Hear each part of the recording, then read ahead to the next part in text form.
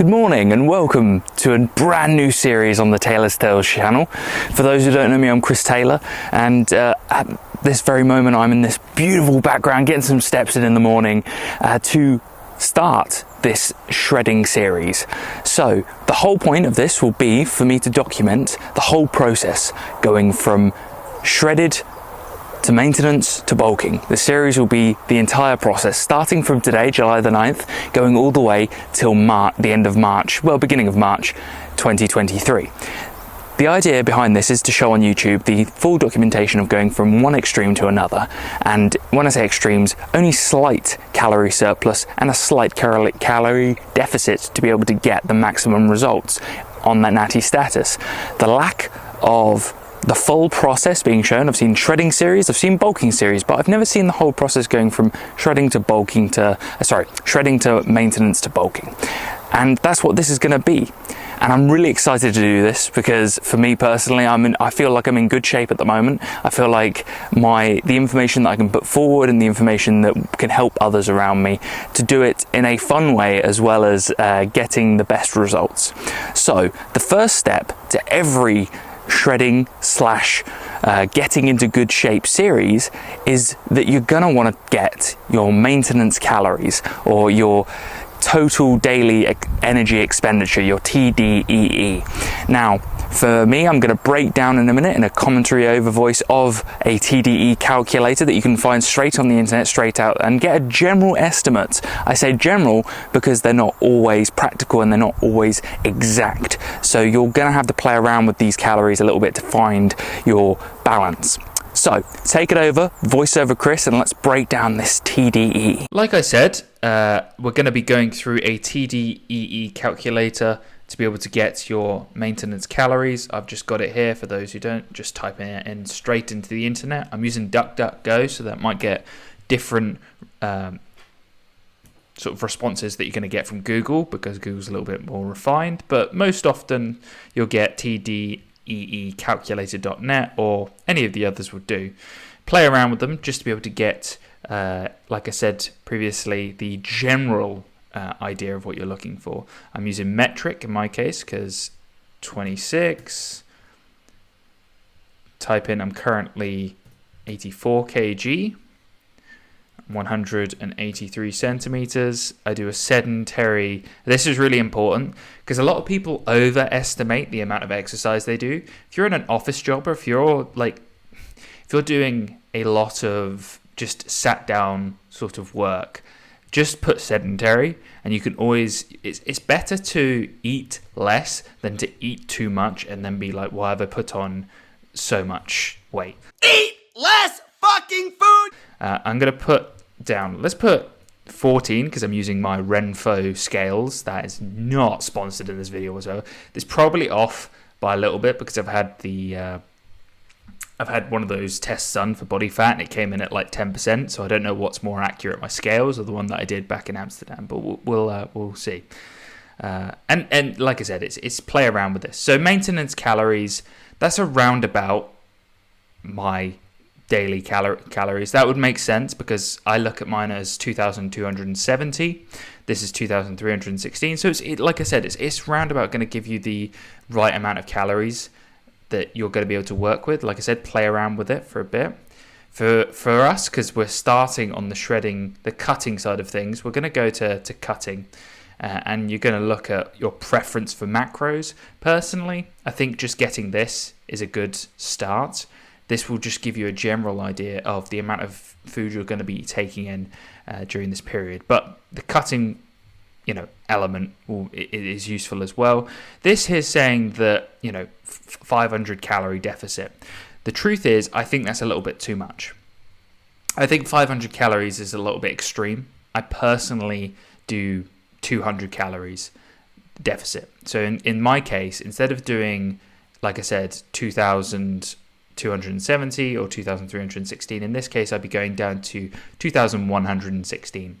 And that is, again, the baseline. Really want to explain this.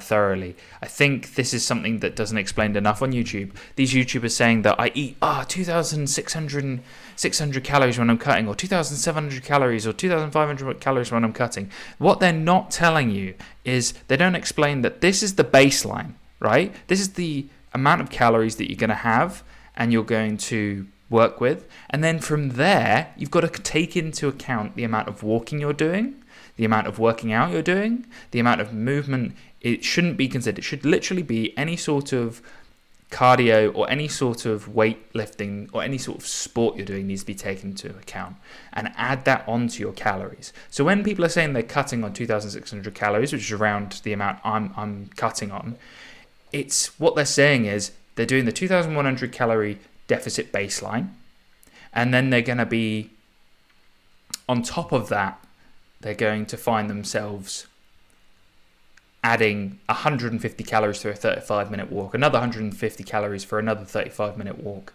and then a workout session of 300 calories when they're lifting the weights.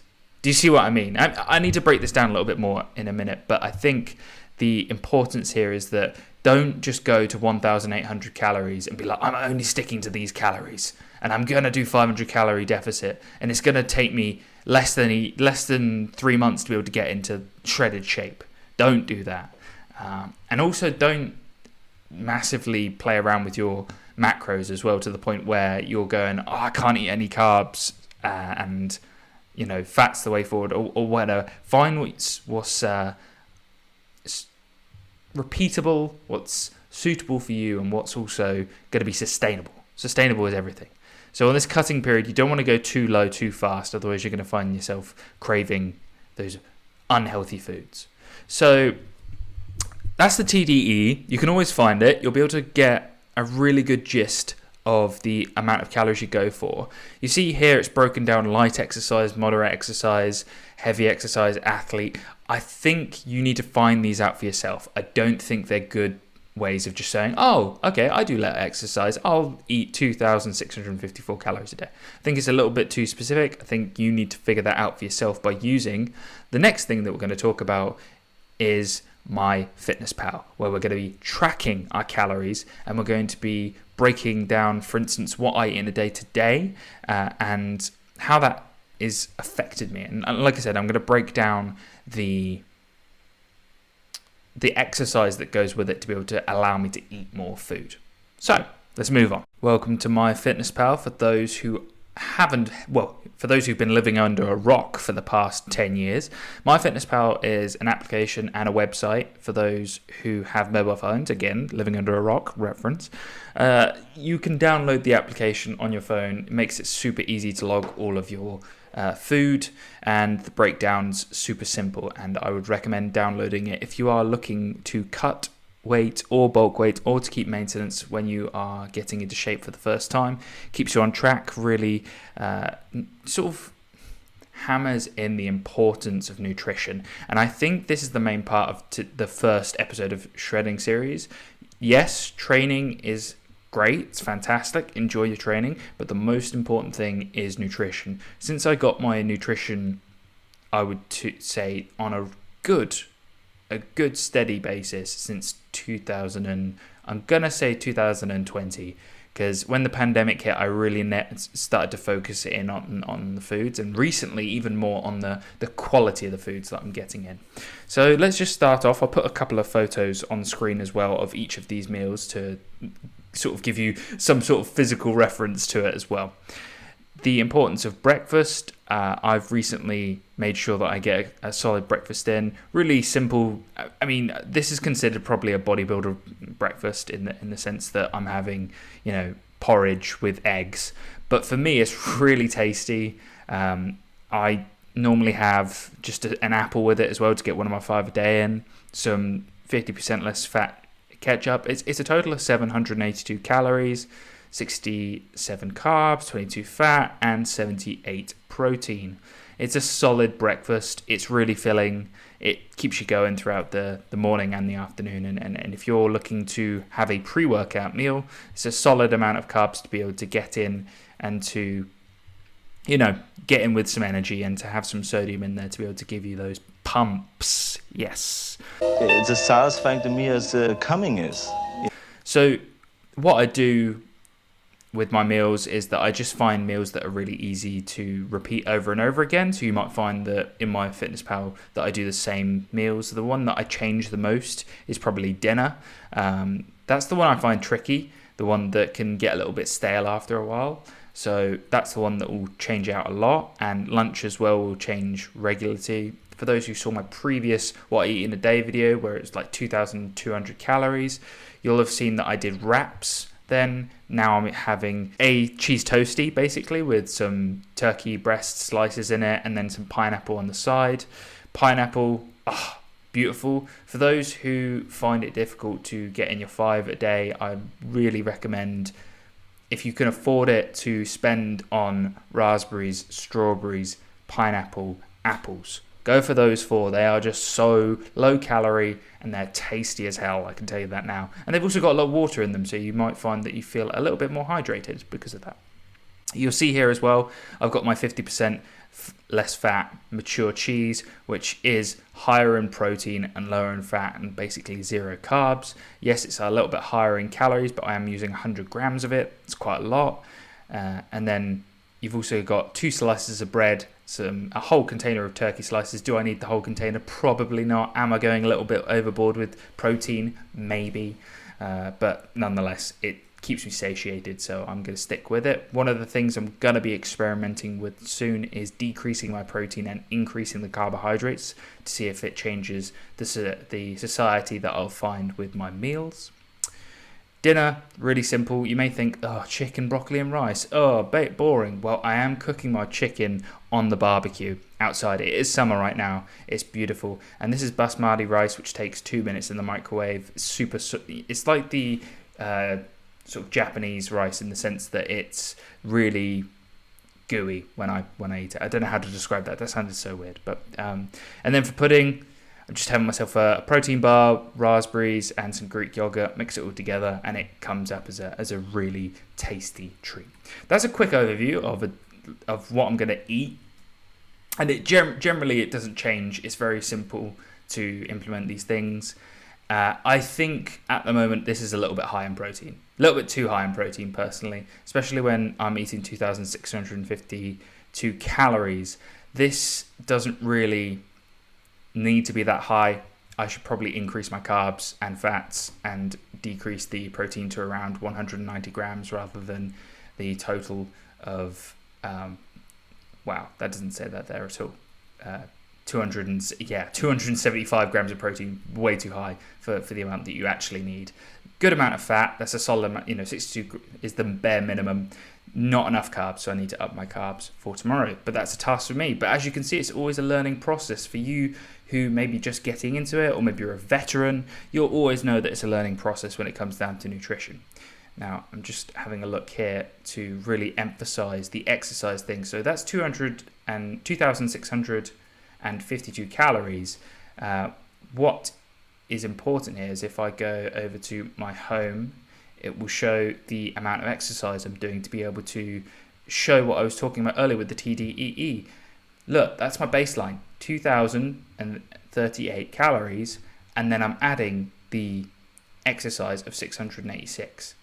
And therefore I get a net of 1,966. So you see here, that is the importance. That is the major thing that you really need to nail down in, is understand the relationship between exercise and food, have your baseline, take into account your exercise, and enjoy your food. So that is really important. And as you may have seen on the screen, the foods that I make, they don't look too bad, and they taste really great. And for me personally, that's really important. And once you get into the habit of typing these in regularly, cooking good meals, and enjoying your food, you're going to find yourself in a happier place, because it's not going to become a chore. It's not going to feel like you're having chicken salads every day and you're starving yourself. You're going to feel full. You're going to feel happy. And you're going to know that you're on the right track to getting shredded. So the next thing I want to do is I want to do a quick weigh-in, talk about the starting point and my starting weight, and we'll go from there. I think that we'll start with what I look like without a pump and just general physique check. This is my physique check and what I'm looking like currently. As of recording this, of course. I've got my current body fat percentage estimate on screen. This is not accurate. This is just generally what I'm using for my scales to get a good understanding. I've done body fat percentage tests before. These aren't accurate in whatever scenario you're doing them in. So this is just generally to keep a track of where you think you're at rather than where you specifically could be at. Remember to take these photos/videos in an unflexed pose and then in a flex pose so you have a real understanding of where your body is at, because it's very easy to fool yourself as well as other people on social media. This is also important to be able to have progress and to be able to motivate yourself. This is truly the most important part of photos and videos of your physique. You will see the change and you will no longer compare yourself to other people. Much more you'll be comparing your previous self to your current self. And that is all that matters. Flex for the camera. Now we're going to talk about weight. Weight is just a number. However, that number can be useful when it comes down to getting consistency, building good habits, and seeing a general gist of things. It's nowhere near as important as the photos and videos of your progress, but it will give you a general gist of where you're at. Please take in mind that water weight and muscle mass can make a major effect on that number. Do not, please repeat, do not solely base your happiness on your weight based on the number on the screen. That's currently mine, and it will change all the time. Now, this is everyone's favorite part of learning how to get shredded. This is the working out and the training routine. For me, I keep it real simple. On Saturdays, I do a bodyweight / banded and dumbbells routine where I'm doing chest, back, biceps, and abs. And as you can see on screen there, I'm doing leg raises, which I also combine with a plank and sit-ups. If you want to see some general routines, I've done videos on them before, but I'll quickly overview it now. I split my body into two separate parts. I will do legs, shoulders, and triceps, and then I will break it into chest, back, and biceps for the other section. And I will do this 2 lots of each, so 4 workout sessions per week. And if I feel like I have a lacking body part, or if I am lacking in certain exercises, I'll implement them on a Friday when I'm doing less running, and I will have a half an hour session to add in, for instance, in my case, some more arm movements to be able to get that frequency in and to be able to stimulate that muscle group a little bit more. So that's just how I train. I think everyone on YouTube knows that you should be hitting each muscle group twice a week on a ideal and optimal routine. And you should be pushing yourself. And as you can see on screen here, I'm going harder than last time. And I hope for those who get there, play the reference. Work harder than last time and keep approaching it. But if you're natural, realize you still need to train hard. Harder than last time. But as well as all of this, it's just getting consistency in. You'll see on the screen here, I'm pushing myself, but I'm actually really enjoying this routine. I've got certain things like caffeine coursing through my blood to be able to keep me motivated, but I'm also playing really fun music to be able to keep me going.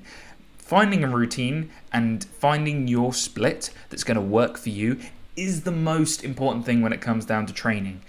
Now, you should be finding what works for you. I can give you every training plan in the book, and so can every other YouTuber, but what you will find is that if it doesn't work for you and you don't enjoy it, you're going to need to adjust it for you. No one else is going to come and save you when it comes down to these sort of minor details. I've found my routine, I've given you a general overview, and in later videos I will go into specifics behind these workout routines and why I do them in a certain way.